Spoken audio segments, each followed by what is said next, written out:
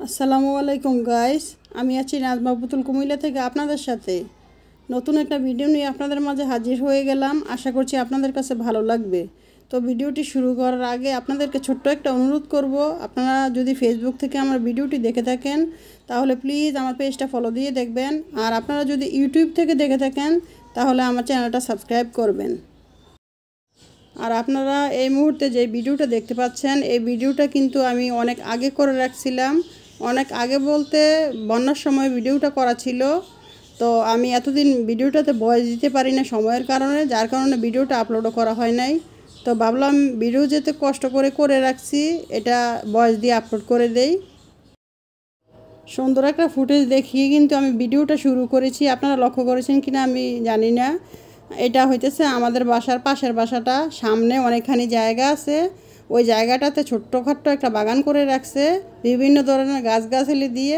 তো দেখতে কিন্তু অনেক ভালো লাগে, আর আমার চোখের সামনে যেই ফুটেজগুলি ভাল লাগে ওইগুলি কিন্তু আমি ভিডিও করে রাখি আর আপনাদের সাথে শেয়ারও করি।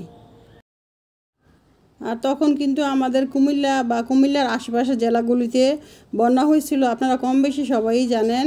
তো বন্যার পানি, আমরা যেহেতু কুমিল্লা শহরে থাকি, একদম মেন শহরে, আমাদের এখানে বন্যার পানি আসে নাই, কিন্তু আশেপাশের যে এলাকাগুলি ছিল ওইখানে বন্যায় প্লাবিত হয়ে অনেক মানুষজন মারা গেছে, অনেক ক্ষয়ক্ষতি হয়েছে। তো আসলে এই জন্য মনটা অনেক বেশি খারাপ। তো মনটা খুব বেশি খারাপ লাগতেছে দেখে আমার ছোটো বোনকে বললাম যে চল বাইরে থেকে একটু ঘুরে আসি। তো প্রথমে আমরা রেডি হয়েছিলাম গোমতী নদীর পাড়ে যাওয়ার জন্য। তো গোমতী নদীর পাড়ে নাকি উৎসুক জনতার এত পরিমাণে ভিড় হয়ে গেছিলো, মানে পরে আর আর্মিরা ভিতরে ঢুকতে দেয় নাই, অনেক দূর পর্যন্ত আর্মি ছিল। তো মানে পাড়ের অবস্থা খুবই খারাপ হয়ে গেছিলো, মানুষ এত উৎসুক হয়ে গেছে দেখার জন্য, মানুষজনের ভিড় সামলাতে না পেরে রাস্তা আটকিয়ে রাখছিল অনেক দূর পর্যন্ত। তো এটা শোনার পরে আর আমরা যাই নাই। বলতে পারেন আমাদের মতো উৎসুক জনতা অতি বেশি উৎসাহিত হয়ে গেছিলাম দেখার জন্য। তো আসলে আর্মিরা রাস্তা আটকিয়ে রেখে ভালোই করছে, নাহলে পার ভেঙে শহরের মধ্যেও পানি ঢুকে পড়তো। তো রেডি যেহেতু হয়েছি, বোনকে বললাম চল কোথাও না কোথাও থেকে ঘুরে আসি। তো আমরা অবশেষে চলে আসলাম ধর্মসাগরের পাড়ে। আর ধর্মসাগরটাও কিন্তু পানিতে একদম টইটুম্বুর হয়ে গেছে। ধর্মসাগরের পুরোটা পানিতে ভরে, তারপর সাইড দিয়ে একটা কলেজ আছে পাশে, ওইখান দিয়ে পানি দেখছি যে গেটের সামনে দিয়ে বের হইতেছে। তো এই পানি টানি মারিয়ে আমরা আমাদের মতো অনেকেই কিন্তু ধর্মসাগর পাড়ে চলে আসছে।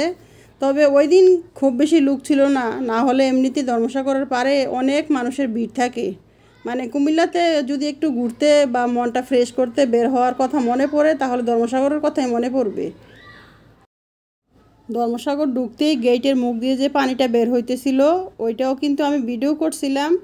তো আপাতত আমি ওই ফুটেজটা খুঁজে পাইতেছি না, যদি খুঁজে পাই তাহলে কোনো না কোনো একটা ভিডিওর সাথে জুড়ে দিব।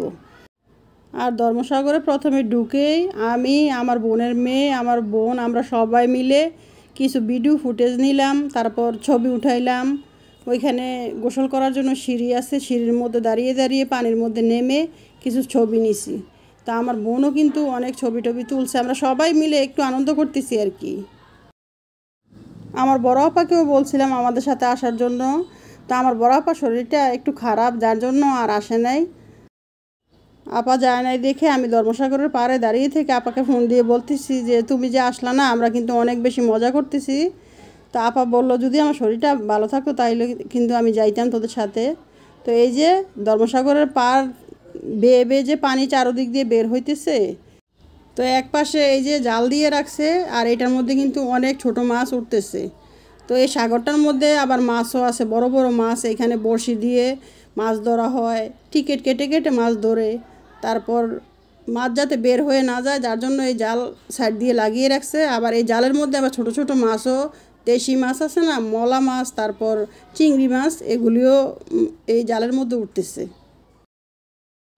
আর মানুষজন আসলে বসার জন্য ছোট ছোট বেঞ্চ বানিয়ে রাখছিল। তো এই যে দেখেন পানি বের হয়ে কিন্তু বেঞ্চের আশেপাশেও পানি উঠে গেছে, তার মধ্যে আবার লোকজন বসে আছে।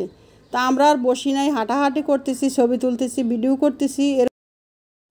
আর এইভাবে ঘুরোঘুরি করতে করতে কিন্তু প্রায় সন্ধ্যা হয়ে আসতেছে। তো আকাশটা কিন্তু এমনিতেও খারাপ ছিল, বৃষ্টি বৃষ্টি ভাব ছিল, বৃষ্টি হয় নাই, এই জন্য আরও বেশি অন্ধকার অন্ধকার দেখা যাচ্ছে আর সন্ধ্যাও হয়ে গেছে।